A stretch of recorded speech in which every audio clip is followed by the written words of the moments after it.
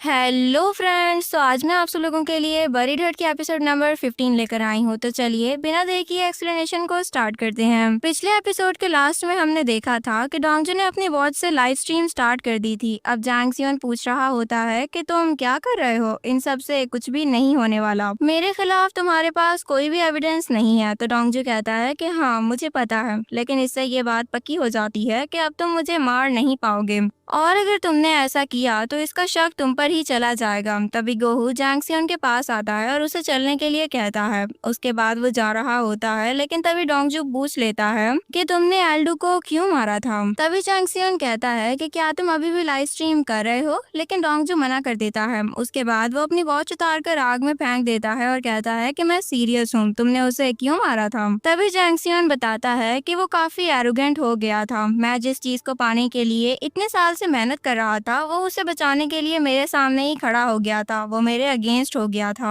और इसी वजह से मुझे उसको मारना पड़ा। लेकिन इसकी वजह तुम हो, तुमने अपने बाप को मारा है। तभी डोंगजू एक सीन याद करता है जब एल्डू उसके घर पर आया था। तब उसने बताया था कि जिसका सबसे अच्छा काम ये है कि वो अपने दोस्तों के सामने खड़ा हो गया है, वो उनके अगेंस्ट चला गया है। और एल्डू इस बात से काफी खुश भी था। तो डोंगजू उदास हो जाता है और कहता है कि हाँ तुम ठीक कह रहे हो, मेरे डैड की डेथ भी मेरी वजह से ही हुई है। अगले सीन में हम सेओन्यू को देखते हैं जो कि अपने घर पर होता है और अपने फोन में जैंग सियोन की लाइव स्ट्रीम देख रहा होता है। उसके बाद वो भागकर बाहर चला जाता है और अपनी फैमिली को भी वो दिखाता है। वो सबको बताता है कि जैंग सियोन ने क्या किया है। तभी डोंगजू ने उसके पैसे चुरा लिए थे और जैंग सियोन ने उसकी बहन को मार दिया था। अब उन सबको ये बातें पता चल जाती हैं। वहीं दूसरी तरफ हम देखते हैं कि डॉक्टर भी वॉनबे का इलाज करता है और बाद में वो बाहर आता है। डोंगजू से कहता है कि तुम्हें ऐसा नहीं करना चाहिए था, तुमने उसकी मदद करनी थी। अब वो बहुत बुरी तरह से इंजर्ड हो गया है। बाद में वो अंदर आते हैं और वॉनबे से मिलते हैं। तो डोंगजू उसे कहता है कि मुझे माफ कर देना, लेकिन वॉनबे कहता है कि कोई बात नहीं, वैसे भी मैं जैंग सियोन की वीडियो देख चुका हूँ, तुमने अच्छा काम किया है।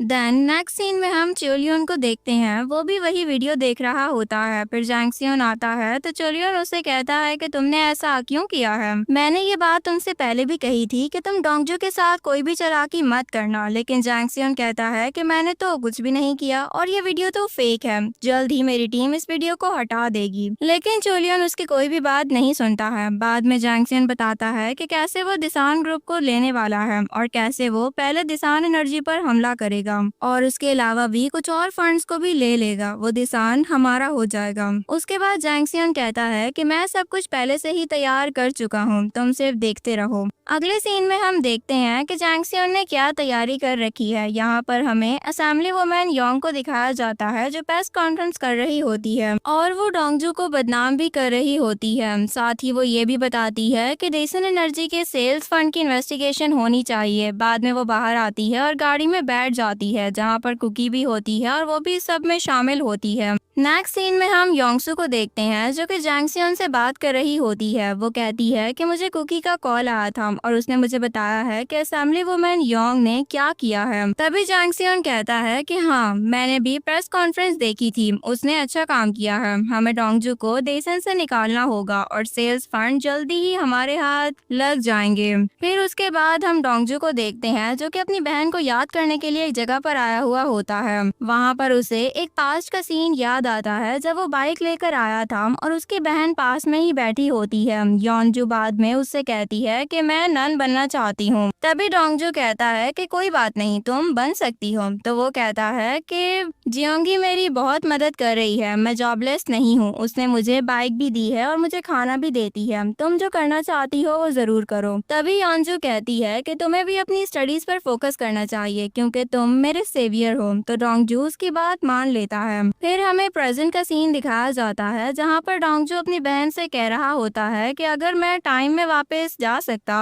तो मैं कभी भी स्टडी ना करता और दिसान में शामिल भी ना होता। इस तरह हम दोनों खुश रहते, लेकिन मुझे पता है कि मैं ऑफिस नहीं जा सकता, इसीलिए मैं इस सब का एंड बहुत जल्द करने वाला हूँ। देन नेक्स्ट सीन में हम चेयरमैन और कियोन को देखते हैं जो कि नए दिसान एनर्जी सीईओ के बारे में बात कर रहे होते हैं। तब डोंगजू वहाँ पर आ जाता है और वो कहता है कि मैं नए नए सीईओ को अपॉइंट करना चाहता हूँ। तभी चेयरमैन कहता है कि हाँ, हम भी उसी बारे में डिस्कस कर रहे थे। तभी डोंगजू कहता है कि मैं खुद सीईओ बनना चाहता हूँ। मेरा मेन मकसद जैंग सियोन को डेसियन से बाहर निकालना है क्योंकि वो दिसान को लूटना चाहता है। फिर नेक्स्ट सीन में हम योंगसू को देखते हैं जो कि डोकुई को मिलने के लिए बुलाती है। योंगसू कहती है कि मुझे चेयरमैन से पता चला था कि तुम सोनू की हेल्प करने के लिए मान गई हो, इसके लिए शुक्रिया। लेकिन डोकुई कहती है कि इसके बदले मुझे शेयर्स मिले हैं और तुम मेरे डैड को बहका रही हो जबकि तुम्हारे पास कोई स्किल भी नहीं है। तो योंगसू कहती है कि एडिशन तो मेरे बेटे का ही होगा ना। बाद में दोनों की फाइट वहाँ पर स्टार्ट हो जाती है और दोनों एक दूसरे के बाल खींच रहे होते हैं। तो पास में ही सोनू होता है जो अपनी माँ को देख रहा होता है लेकिन वो उसकी मदद नहीं करता है। उसकी माँ भी उसको देख लेती है। फिर डोंगजू को देखते हैं जो कि चेयरमैन के पास आता है लेकिन तभी वहाँ पर वो देखता है कि वहाँ पर योनाम भी होती है। वो कहती है कि हम बात कर सकते हैं। दोनों बाद में बात करने के लिए चले जाते हैं। तो योनाम कहती है कि मैंने वो वीडियो देखी थी, तुम इतना डेंजरस काम कैसे कर सकते हो? उसने मुझे मारने की कोशिश की थी, वो तुम्हें भी मार सकता था। तभी डोंगजू कहता है कि अरे नहीं, कोई बात नहीं, अब मैं ठीक हूँ और वो मुझे नहीं मार पाएगा।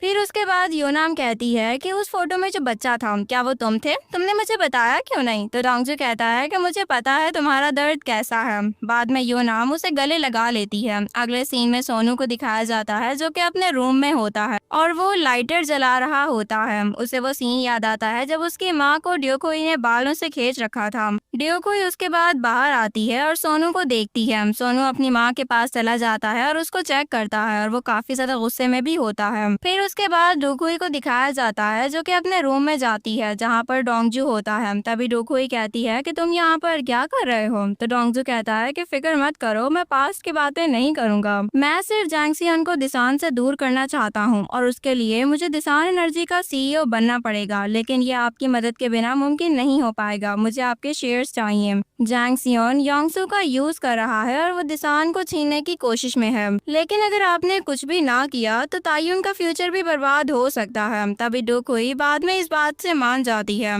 देन नेक्स्ट सीन में हम योंगसू को देखते हैं जो कि जैंग सियोन से मिलने के लिए आई हुई होती है। वो उसे कुछ फाइल्स दे देती है जो कि डोंगजू को दिसान से दूर कर सकती हैं। नेक्स्ट सीन में हम डोंगजू को देखते हैं जो कि कोई प्रेस कॉन्फ्रेंस करने वाला होता है, लेकिन एक आदमी उससे पहले बता देता है कि जैंग सियोन ने क्या क्या कैसे किया था और कैसे उसने असेंबली वुमेन का यूज किया था और उसे लगता है कि अब सेल्स फंड उसके हो जाएंगे। तभी डोंगजू प्रेस कॉन्फ्रेंस में कह रहा होता है कि वो जल्दी दिसान एनर्जी का सीईओ बनने वाला है। तभी मीडिया वाले पूछते हैं कि क्या तुम्हारी पहली लाइव स्ट्रीम सच थी? तो डोंगजू कहता है कि हाँ। फिर उसके बाद वो बताता है कि जैंग सियोन को इन्वेस्टिगेशन के लिए जल्द ही बुला लिया जाएगा। अगले सीन में हम देखते हैं कि वाकई ऐसा ही होता है। जैंग सियोन आ गया होता है और मीडिया वाले उससे सवाल कर रहे होते हैं, लेकिन जैंग सियोन किसी भी सवाल का कोई जवाब नहीं देता है और कहता है कि चेयरमैन को डिमेंशिया है। और चेयरमैन भी ये न्यूज देख रहे होते हैं और वो काफी गुस्से में आ जाते हैं। उसके बाद वो गिर जाते हैं। तभी गोंग वहाँ पर आती है और सबको चिल्लाती है। उसके बाद चेयरमैन को हॉस्पिटल ले जाया जाता है। बाद में हमें हॉस्पिटल में दिखाया जाता है कि चेयरमैन की क्या कंडीशन है। वो पूछते हैं कि तुम्हारे स्टॉक का क्या हाल है और बताया जाता है कि वो गिर गए हैं। साथ ही में योंगसू होती है जो कि याद कर रही होती है कि जैंग सियोन ने कहा था कि मैं ये न्यूज फैला दूंगा कि चेयरमैन को डिमेंशिया है ताकि दिसान के स्टॉक्स गिर जाएं और फिर हम उनको खरीद सकें। उसके बाद डोंगजू वहाँ पर आता है और चेयरमैन की कंडीशन के बारे में बताता है। तो चेयरमैन डोंगजू को बुलाता है और कहता है कि तुम ठीक कह रहे हो, जैंग सियोन बहुत ही बुरा आदमी है, हमें उसे रोकना होगा। क्या तुम्हारे पास कोई प्लानिंग है? तो डोंगजू कहता है कि हाँ, मैंने प्लानिंग पहले ही कर ली है, हमें दिसान में इन्वेस्ट करना होगा। तो चेयरमैन पूछता है कि ये कौन करेगा? तभी डोंगजू कहता है कि कोई ऐसा है जिसको मैं जानता हूँ और वो ऐसा काम कर सकता है। अगले सीन में हम देखते हैं कि जियांग और तेगियांग से जैंग सियोन के बारे में बताकर डोंगजू उनसे दिसान में इन्वेस्ट करने की बात करता है और उन्हें कहता है कि तुम्हें अपने पैसे दिसान में इन्वेस्ट करने होंगे। तो दोनों इस बात के लिए मान जाती हैं। दूसरी तरफ हम चेयरमैन को देखते हैं जो कि प्रेस में आता है और अब वो बताने वाला होता है कि एल्डू के साथ उसने क्या किया था था और कैसे जैंग सियोन ने उसको मारा था। अगले सीन में जैंग सियोन को अरेस्ट कर लिया जाता है और उसे कहा जाता है कि तुमने एल्डू को मारा है। बाद में जैंग सियोन सांग-च्यूएल के साथ होता है। तभी सांग-च्यूएल कहता है कि तुम फिक्र मत करो, तुम्हारे खिलाफ कोई वारंट नहीं है तो तुम्हें जाने दिया जाएगा। मैं और च्यूएल तुम्हारी मदद करेंगे। तभी जैंग सियोन पूछता है कि मुझे अरेस्ट क्यों किया गया था। तभी सांग-च्यूएल कहता है कि चेयरमैन ने बताया कि तुमने